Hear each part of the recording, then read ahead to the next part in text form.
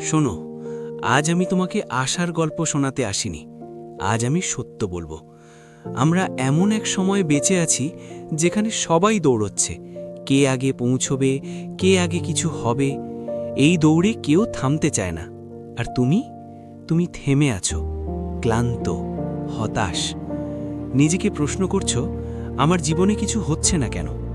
কিন্তু শোনো, থেমে থাকা মানেই শেষ নয়। সব ট্রেন একসাথে স্টেশন ছাড়ে না, সব সূর্য একসময় ওঠে না, সব মানুষও একসময় জ্বলে ওঠে না।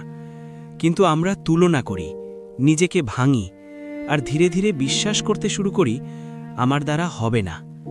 এই কথাটাই সবচেয়ে বড় মিথ্যে। তুমি জানো, সবচেয়ে গভীর নদী সবচেয়ে শান্ত থাকে, কারণ তার ভেতরে শক্তি আছে। আর ফাঁকা জিনিসই বেশি শব্দ করে।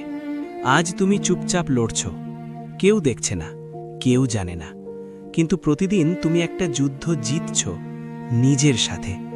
অনেকে হাল ছেড়ে দিয়েছে, তুমি দাওনি। এইটাই পার্থক্য।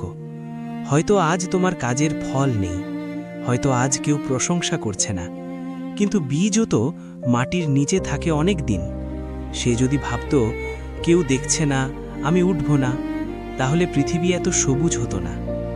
তুমি এখন মাটির নিচে, অন্ধকারে, চাপের মধ্যে।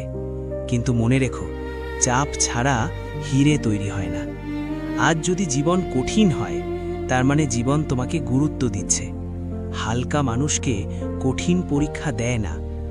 তুমি হয়তো ভাবছো আমি অনেক দেরি করে ফেলেছি, কিন্তু দেরি হয় তখন যখন চেষ্টা থেমে যায়। যতক্ষণ তুমি হাঁটছো ততক্ষণ তুমি পথে আছো। একটা কথা মনে রেখো, সবাই শুরুতে হাসে, সবাই শেষে চুপ করে যায়। কিন্তু শর্ত একটাই, তোমাকে শেষ পর্যন্ত যেতে হবে। আজ তুমি একা লাগছো, ভালো, কারণ ভিড় সবসময় ভুল পথে যায়। যারা নিজের রাস্তা বানায় তারা একাই হাঁটে। আজ যদি তোমার চোখে জল আসে, লজ্জা পেও না। এই জলই একদিন তোমার চোখে আগুন জ্বালাবে। নিজেকে জিজ্ঞেস করো, আমি কি সত্যিই থেমে যেতে চাই?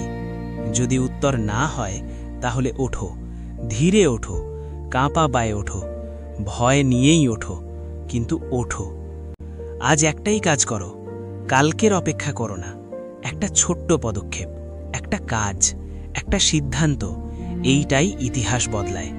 মনে রেখো, যে মানুষ নিজেকে বিশ্বাস করে তার বিরুদ্ধে সময়ও হারে। তুমি পিছিয়ে পড়নি, তুমি প্রস্তুত হচ্ছ। আর যখন তুমি উঠবে, তখন কেউ আর জিজ্ঞেস করবে না তুমি এত দেরি করলে কেন। তখন সবাই বলবে তুমি থামোনি বলেই পৌঁছেছ।